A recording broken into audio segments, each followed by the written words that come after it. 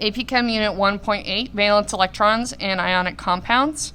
So my valence electrons are also known as outer shell electrons.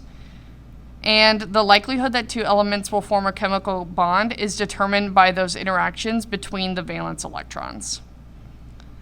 For ion charges, elements within the same column tend to form analogous compounds, which means that they are going to have similar charges that they are most likely to form.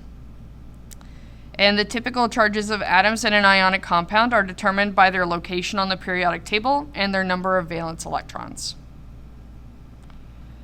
So if I was to have element X have an electron configuration that is stated below, and I would like to know what the formula was if it was to bond with chlorine, I'm going to look here at this electron configuration, and I'm going to see that my valence electrons are just this 3 block, or this third energy level, and I have 3 total valence electrons for my element X.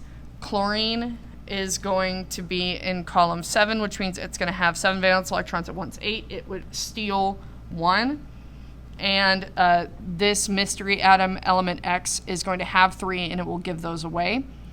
And so I would end up dealing with aluminum, since I have a grand total of 13 electrons.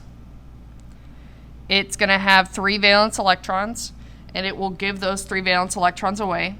Chlorine, again, is going to have a charge of -1, and so when they combine, they would have the formula XCl3, and that allows the charges to go ahead and cancel out so that the net charge of the compound is 0.